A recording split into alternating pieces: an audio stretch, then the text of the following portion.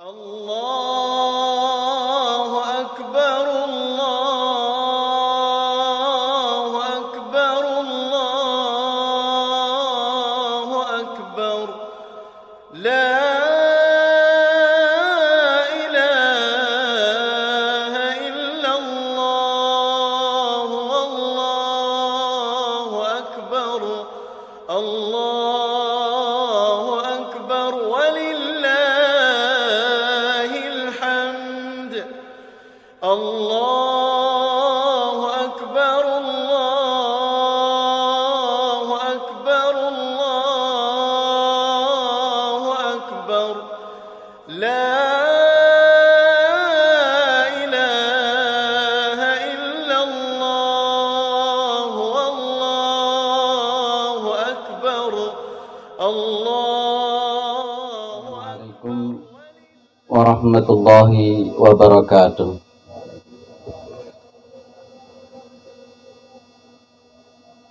Alhamdulillah.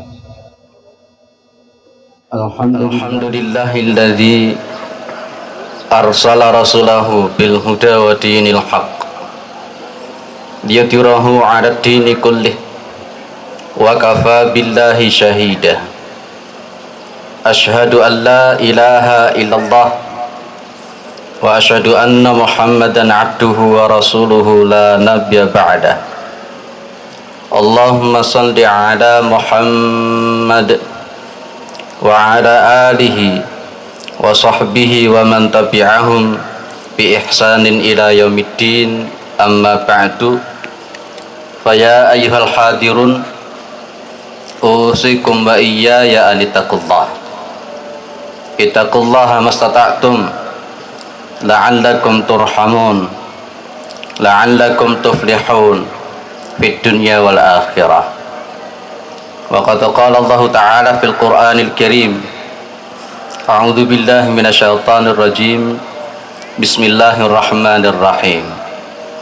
Ya ayyuhalladzina amanu taqullaha wal tandur nafsum ma qaddamat lighad wattaqullah innallaha khabirum bima ta'malun. Allahu akbar, Allahu akbar, Allahu akbar walillahil hamd. Para jamaah yang dimuliakan oleh Allah, kita bersyukur kepada Allah atas segala nikmat yang diberikan oleh Allah kepada kita semua. Terutama sampai pada pagi hari ini kita masih diberikan kekuatan iman dan Islam. Kita masih diberikan kesehatan, kita masih diberikan kesempatan, sehingga kita masih mampu untuk melaksanakan salah satu syiar Allah Subhanahu wa ta'ala yang mudah-mudahan diterima oleh Allah, mudah-mudahan diridhai oleh Allah Subhanahu wa ta'ala. Kita bersyukur dengan nikmat ini dengan cara meningkatkan ketakwaan kita kepada Allah Subhanahu wa ta'ala, menjalankan perintah Allah, menjauhi larangan-larangan Allah Subhanahu wa ta'ala. Allahu akbar, Allahu akbar, Allahu akbar walillahil hamd. Para jamaah yang dimuliakan oleh Allah, di dalam surat Asy-Syura ayat 13 ada dua perintah yang sangat penting di sana. An aqimuddin wa la tatafarraqu fihi. Ada dua hal. Yang pertama adalah an aqimuddin. Kalimat ad-din yang kita maksud di sini adalah agama, al-Islam. Allah menggandeng kata kerja perintah, aqama yuqimu iqamatan fil amr. Allah Subhanahu wa ta'ala memerintahkan kepada kita semua untuk an aqimu, supaya kalian semua itu mendirikan, menegakkan. Kita sebagai orang Islam itu tidak hanya sekedar cukup punya agama, tidak hanya sekedar cukup punya agama, tapi bagaimana kita ini dituntut oleh Allah Subhanahu wa ta'ala untuk mampu menegakkan, mendirikan agama yang kita miliki. Maka posisinya kemudian tidak hanya sekedar punya agama atau beragama, bagaimana kita sekali lagi dituntut untuk menegakkan agama yang kita miliki. Itulah konsekuensinya an aqimuddin. Walaupun kita lihat di dalam kitab-kitab tafsir, maksud daripada an aqimu ad-din itu adalah dalam konteks untuk menegakkan tauhid. Tapi saya kira al ibratu bi umumil lafzi wa la bi khususis sabab. Bagaimana konteksnya kita menegakkan agama? Muncul pertanyaan sekarang, bagaimana cara kita menegakkan agama? Bagaimana posisinya kita mendirikan agama? Kita menegakkan agama, mendirikan agama itu dengan cara memasuki Islam secara kafah. Ya ayyuhalladzina amanu dukhulu fis-silmi kafah wa la tattabi'u khutuwatis syaitan innahu lakum aduwwum mubin. Al-Baqarah 208. Itulah diantara tata cara kita untuk menegakkan, mendirikan agama. Masuk ke dalam agama Islam secara kafah yang kayak apa? Kita singkat saja, 5M. Saya yakin kita semua yang ada di sini sudah melaksanakan 5M ini. M yang pertama adalah bagaimana kita meyakini Islam itu sendiri.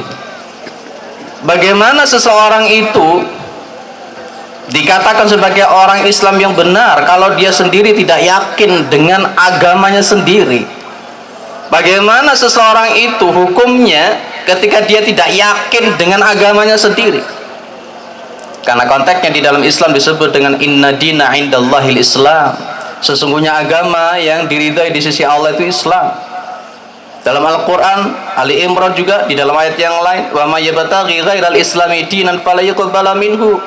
Barang siapa yang memilih agama selain Islam, fala yuqbala minhu, tidak akan diterima oleh Allah Subhanahu wa taala. Dan konteksnya wala tamutunna illa wa antum muslimun.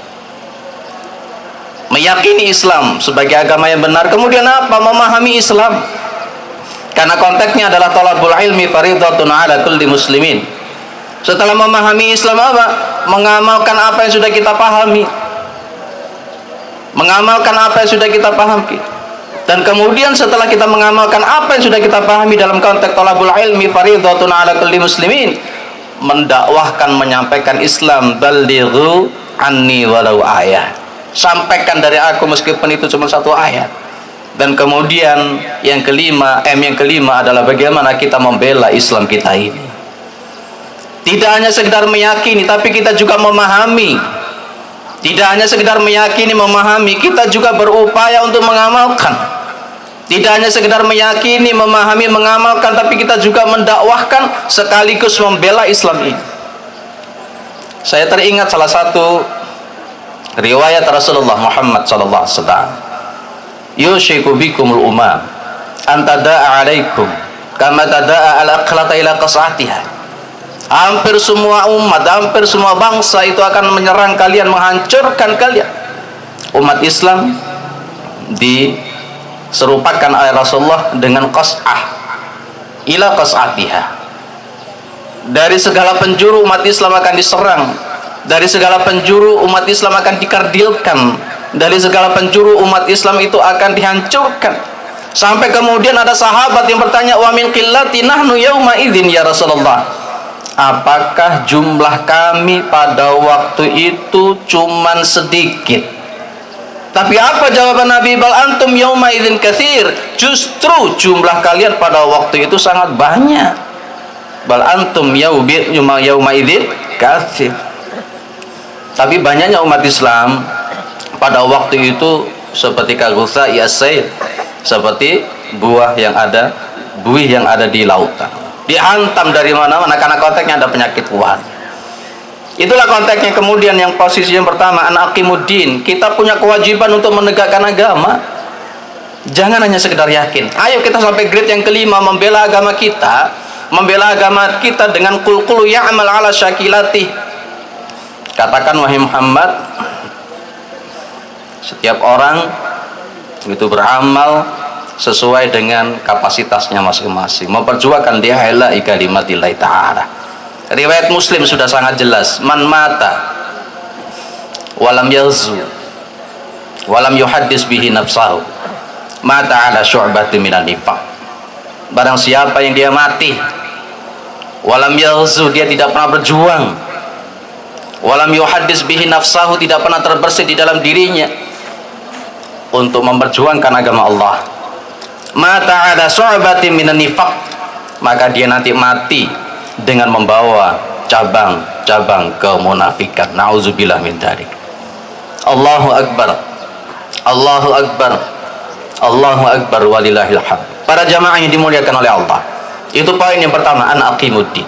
Kemudian poin yang kedua, Asy-Syura ayat 13. Ada kalimat wala tatafarraqu fihi. Jangan berpecah belah di dalam. Jangan berpecah belah di dalam agama. Itu munasabahnya dengan ayat wa'tasimu bihablillahi jami'a wa la tafarraqu. Organisasi itu alat. Organisasi itu perahu, bukan tujuan. Dan bukan organisasi itu yang menjadi sebab berpecah belah, bukan. Tapi sikap individu yang ada di organisasi itulah yang membuat perpecahan. Kita berikan contoh. Dalam posisinya para ulama madhab, ada 4 madhab yang terkenal, mulai dari madhab Hanafi, Maliki, Syafi'i maupun Hambali. Sebenarnya banyak. Sebenarnya tidak hanya 4 ini sebenarnya, tapi eksisnya kan 4. Termasuk dalam konteks di Indonesia, organisasi juga sangat banyak. Sekali lagi saya katakan itu alat, bukan tujuan. Tapi kita bergerak di organisasi. Tapi sikap bagaimana kita memahami perbedaan sesama itu loh yang menjadi tuntutan buat kita. Para ulama mazhab itu berbeda dalam konteks ijtihadnya. Para ulama mazhab itu berbeda dalam posisi istimbat hukumnya. Istidlalnya juga berbeda. Kaidah-kaidah yang mereka gunakan juga berbeda. Imam Hanafi dengan Imam Maliki jelas berbeda antara guru dan murid. Imam Maliki dengan Imam Syafi'i berbeda. Imam Syafi'i dengan Imam Hambali berbeda. Tapi mereka mampu mengambil sikap untuk bersatu padu.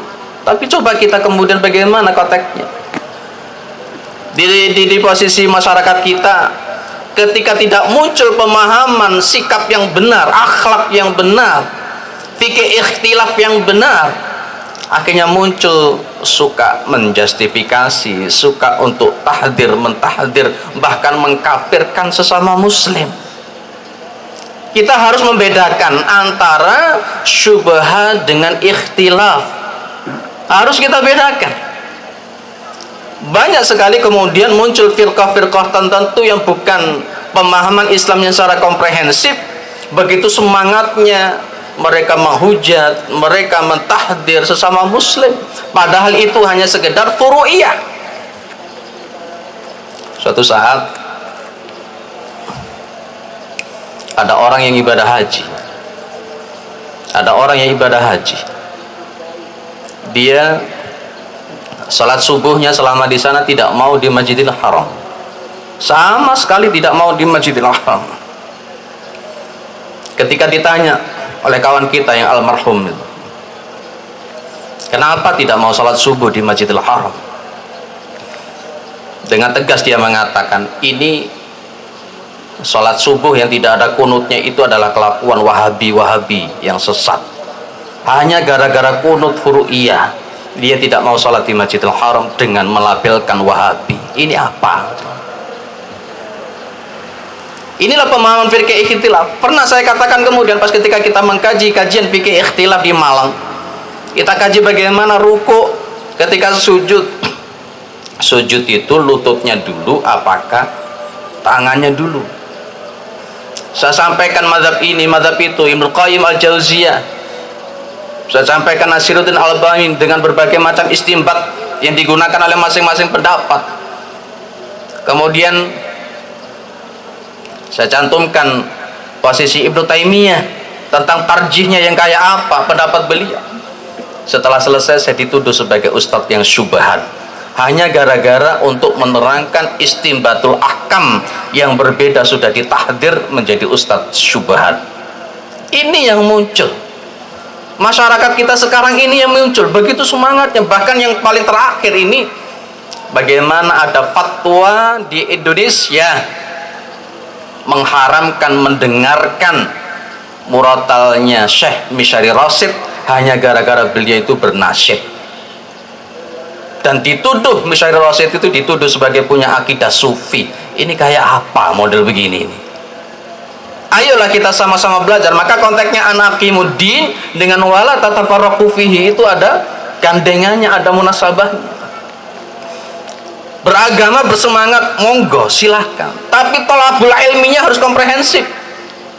Berapa banyak ayat yang sudah kita hafal, berapa banyak kaidah-kaidah usul fikih yang sudah kita hafal, berapa banyak qawaidul fikih yang sudah kita hafal, berapa paham kita tentang ulumul Quran, berapa banyak kita paham tentang ulumul hadis.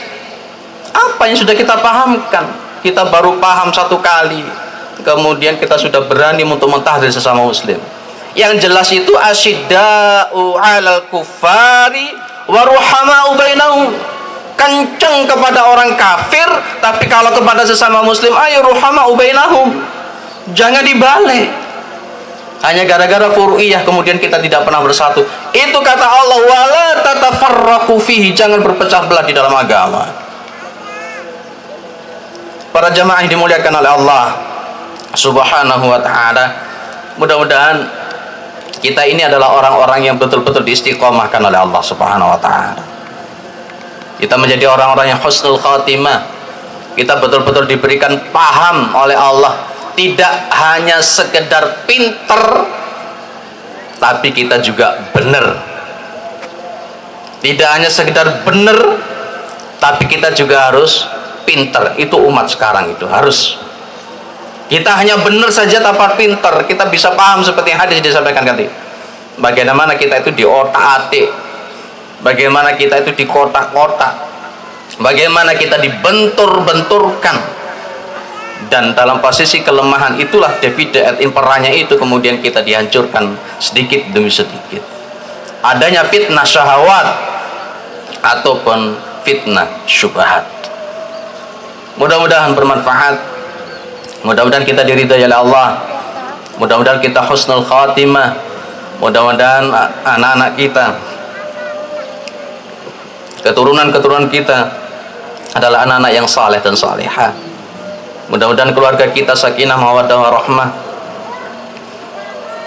Mudah-mudahan negara kita, negara yang baldatun thayyibatun wa rabbun ghafur, diamankan oleh Allah, dinyamankan oleh Allah Subhanahu wa ta'ala, dilindungi oleh Allah Subhanahu wa ta'ala.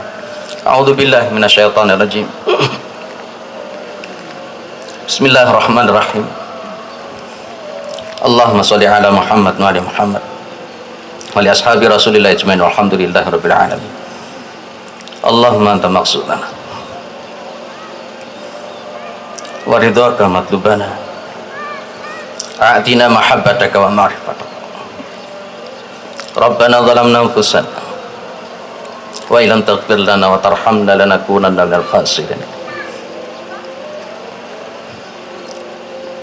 Rabbana la tuzigh qulubana ba'da idh hadaitana wa hab lana min ladunka rahmah innaka antal wahhab. Allahumma arinal haqqa haqqan warzuqna ittiba'ah wa arinal batila batilan warzuqna ijtinabah. Rabbana hab lana min azwajina wa dhurriyyatina qurrata a'yun waj'alna lil muttaqina imama. Ihdinas siratal mustaqim. Ihdinas siratal mustaqim. Ihdinas siratal mustaqim. Siratal ladzina an'amta 'alaihim ghairil maghdubi 'alaihim waladdallin.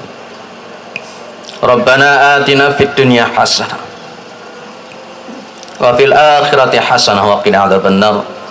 Walhamdulillahi rabbil alamin. Assalamualaikum warahmatullahi wabarakatuh.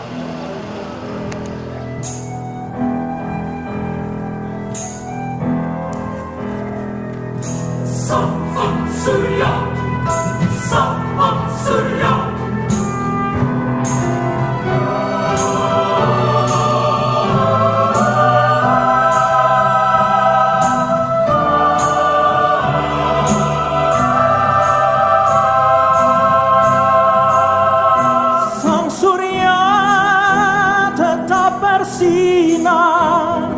syahadat dua melingkar, warna yang